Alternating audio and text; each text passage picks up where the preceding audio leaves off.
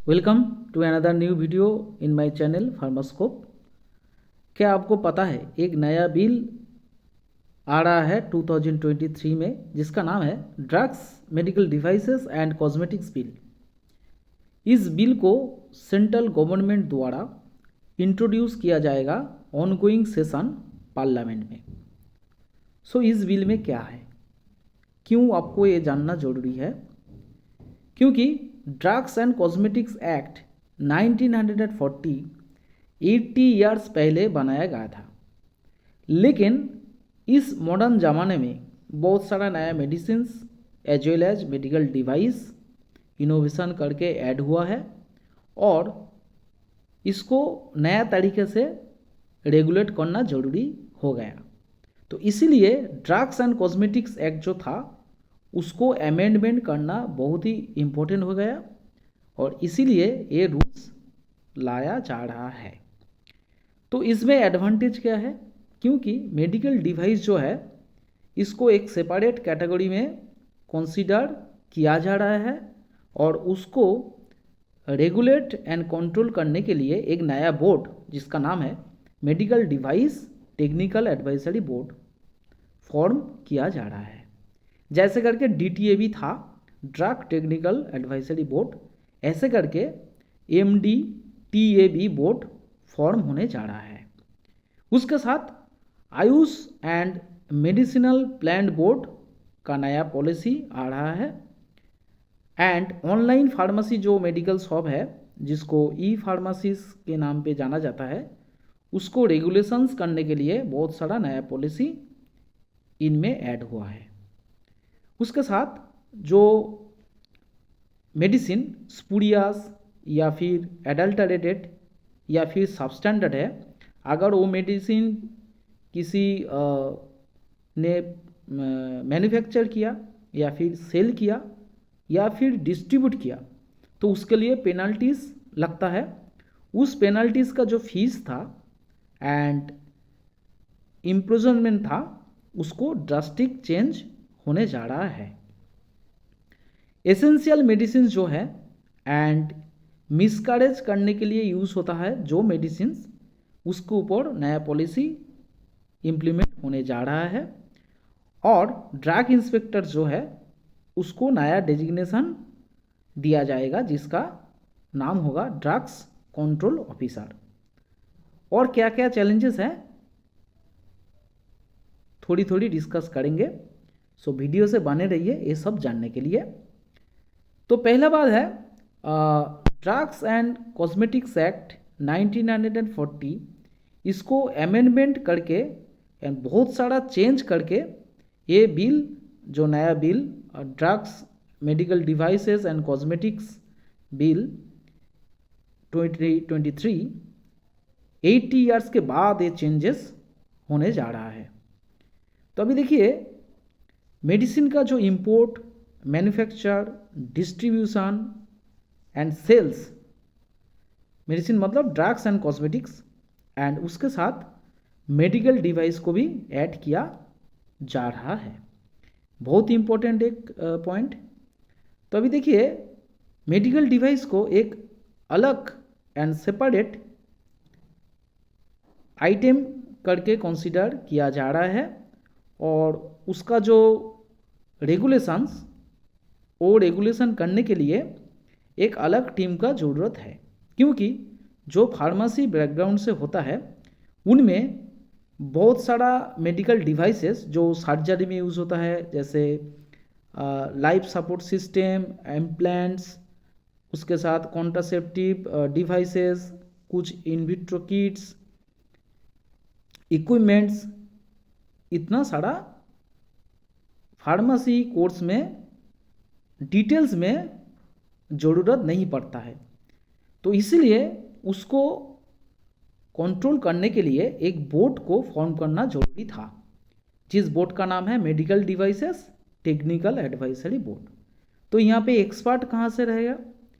Officials from health ministry, department of atomic energy, department of science and technology, ministry of electronics, defence research and development organisation जिसको DRDO नाम के जाना जाता है। उसके साथ बायोमेटीरियल एंड पॉलीमर टेक्नोलॉजीज के ऑफिसर्स रहेगा, हायर ऑफिशियल्स। ओके, तो इसके साथ आयुष जो डिपार्टमेंट है, आयुष का फुल फॉर्म सबको पता है। ए मतलब आयुर्वेदा, वाई मतलब योगा, यू मतलब यूनानी, एस मतलब सिद्धा एंड एज मतलब होम्योपैथी।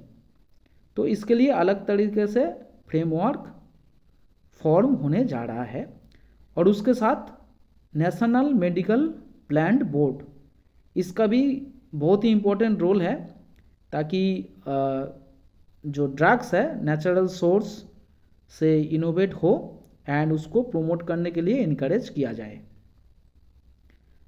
और भी एडवांटेजेस है, जैसे क्लिनिकल ट्रायल्स एक बहुत ही एक इम्पोर्टेंट पोर्शन है ड्रग डिस्कवरी का। तो इसको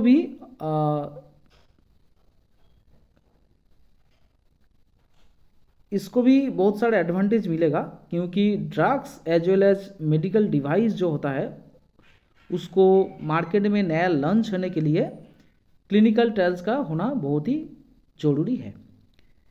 देखिए, अभी ऑनलाइन फार्मेसी मतलब ई फार्मेसी जो है मशरूमिंग जैसा इंडिया में ग्रो कर रहा है, एंड बहुत सारा कंपनी ऐसा है उसको जो मेडिसिन का सेल्स जो होता है उसको बहुत सारा ऑफर दिया जाता है।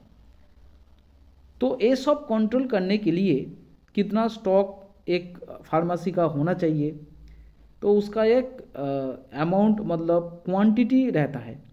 तो आप क्वांटिटी से ज़्यादा स्टॉक नहीं कर सकते हो, और ऑफ़र कितना देना चाहिए क्या नहीं देना चाहिए इसके ऊपर कुछ रेगुलेशन नहीं है। एक फार्मेसी कंपनी जैसे 20% ऑफ दे दिया, और एक नया कंपनी आया 30% ऑफ दे दिया।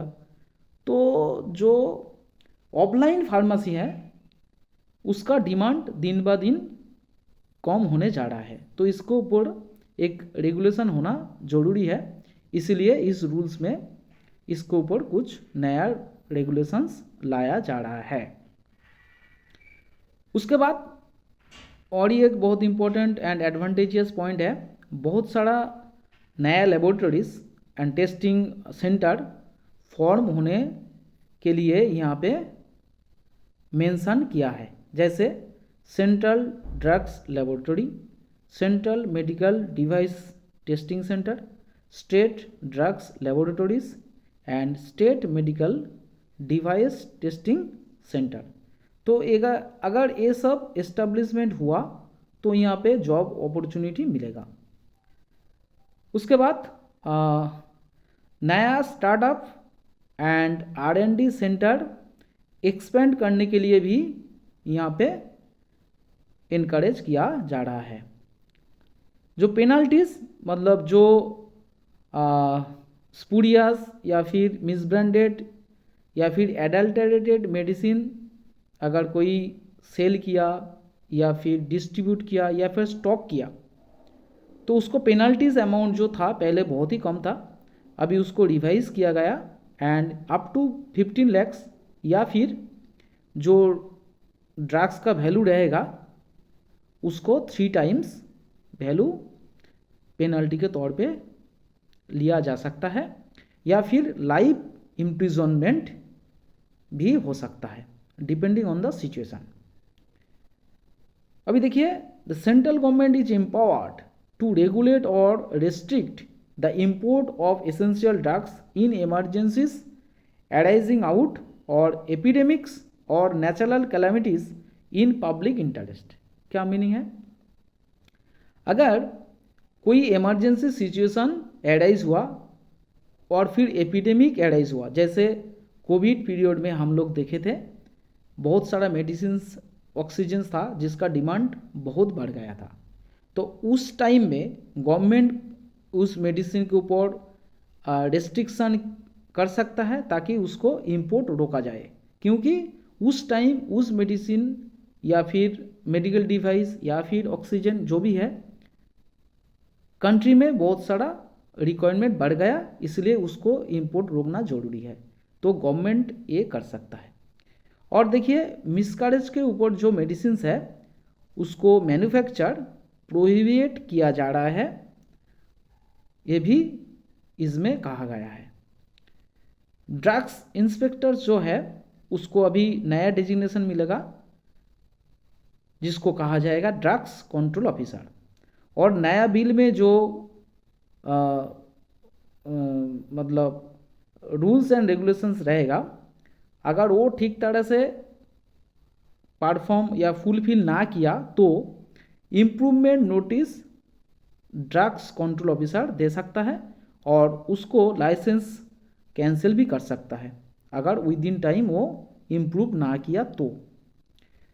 बहुत सारा चैलेंजेस है क्योंकि ये टेस्टिंग करने के लिए बहुत सारा पैरामीटर्स जैसे biocompatibility testing, animal studies, mechanical and chemical testing, electronic component and product testing, बहुत सारा टाइप्स का मेडिकल डिवाइस हो सकता है, ऑलमोस्ट 6000 या और above.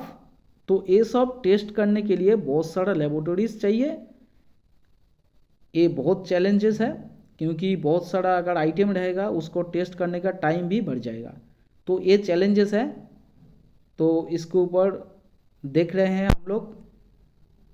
Hope it will overcome positively and new rules will come for the betterment to improve the quality of the medicine as well as medical device. So hope for the best and thanks for watching. अगर आपको कुछ कहना है please comment in the comment box.